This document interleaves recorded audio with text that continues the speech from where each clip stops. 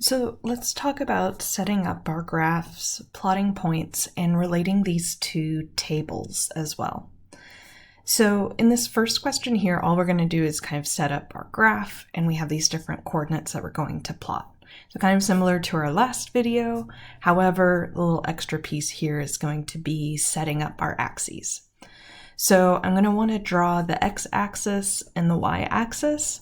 Something you could do is you could just always draw it so that the origin is in the middle somewhere, or is at least close as you want to.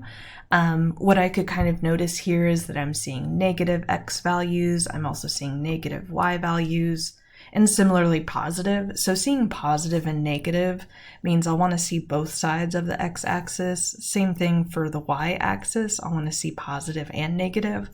So that middle seems like a good spot to me. Say these were all positive values, then something you might want to do is change where the origin is landing. Like if we don't really need to see the negative sides of things, you could set it up so like your y-axis is there and x-axis, so then you could really just see that first quadrant. So just some tips for setting up the axes. For this one, I'll just go through the middle there. And let's see, I'll draw my line about there and about there. So that'll be our first piece. And then you'll want to label your x and y axes. So I set up my axes. This is the x-axis. This is the y-axis. Now what I want to do is set up a scale. So basically, what does one square represent in each direction? These numbers are pretty small here. They're all pretty close to 0. The furthest I need to go is 5, which I can see here easily. So I'm just going to set up a scale of 1. So you just need to mark your x-axis and y-axis with a single number showing the scale that you're using. All right, so now I'm going to plot my points. So we have positive 2, 3. So x is positive 2, y is positive 3. So there's my point 2, 3. Negative 5, 4. So I'm going to go 1, 2, 3, 4, 5, negative. And then, up 1, 2, 3, 4. All right, so we're up here. Positive 1, negative 5. So I'm going to go to positive 1x, and then negative 5 along the y-axis. And then negative 4, negative 3. So negative 4, negative 3 will land us right there. So there we have our points. So we have these x coordinates, we have these y coordinates, and something I could do is arrange this as a table. And what we would do is we'd have our x values and our y values.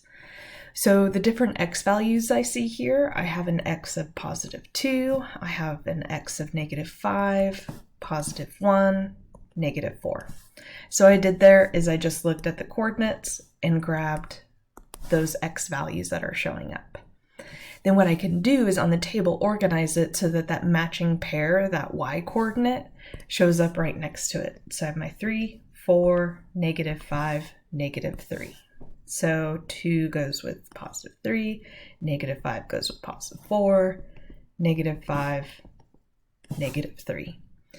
So sometimes instead of providing the ordered pairs, they'll provide you with a table like this, but the key is that it's really giving you the ordered pairs. It's like we could have this third column here that then pairs them together as a coordinate. So there's your coordinate 2, 3, negative 5, 4, 1, negative 5, and negative 4, 3, negative 3. So it's just another way of organizing the information when we start working with equations and kind of finding these coordinates, rather solving for them. Can be a nice way to organize that information. All right, let's look at one more table here. So they give all the information in the table form like I was showing up above. So we have our x values and our y values. And then you could see they turn them into ordered pairs here. So if they just gave us these x and y coordinates, it's not too far of a leap to go over there to fill in the rest. All right, so what I'm seeing here is we have some negative x values and positive, so seeing on both sides, pretty important. For the y coordinates, same, positive and negative. So I'm probably going to want that origin right in the middle again, so somewhere about there. So let's go ahead and draw my axes. So I have my y-axis and x-axis, and let's go ahead and label them. X-axis, y-axis. Okay, for the scale. So what I'm going to do is just look at the x coordinates here. I can see I need to see at least to -15 and at least up to +12. So there's a few different things we can do here. We could go by 2s, although that won't really actually get us far enough. We'll have 2, 4, 6, 8, 10, so we won't even make it to 15. So what we could do is then think about 3s, which 3s is even better too, because all of these are divisible by 3. So that'll make for really nice jumps. And we'll see all of our information. If we have 3, 6, 9, 12, 15, then we're landing nicely right there. And we'll see enough on the positive side, we'll get to +12 as well. So for the x-axis, I'm going to let each value be 3. You just need to label 1 because that sets the scale for the rest of them. But if it helps, you could label the full number line. Just especially for plotting kind of tricky points. But this shows that we have our consistent scale across our x-axis. And -15. Okay. Now I need to do the same thing, but thinking about y, which is operating on a very different scale. So again, your x-axis and y-axis can have different scales. This doesn't have to be 3s as well. In fact, it wouldn't work out for us to do 3s because we need to see all the way up to +100 and all the way down to -100. So let's see what happens if I do 25s. 25 looks like a good number that would divide into each of these evenly. By finding a number that divides in evenly, just like we did with 3s, that means we'll be plotting kind of these nice coordinates. If we can't get a value that's exact, you can always estimate where a coordinate lands in relation to the numbers, but I think 25 will work nicely here. So we'll go 25, 50, 75, 100. And then similarly, -25, -50, -75, -100. All right, so I want to plot -15, 100. So x is -15, and then we want to go up to +100, and that's right there.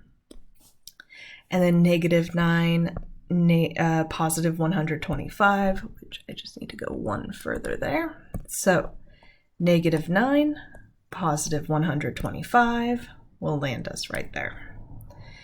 -3, -50, -3, -50. And then +12, -100 is right there. All right, so a big exercise of that one is practicing setting up the scale of your axes. You just kind of play with it until it all falls together so you can get every single point showing up. You don't want to set a scale so that you have a dot showing up outside of your grid because that wouldn't be accurate. You want to make sure it's all contained in there, and with that you just kind of play with the numbers until it works and it all fits on the same graph.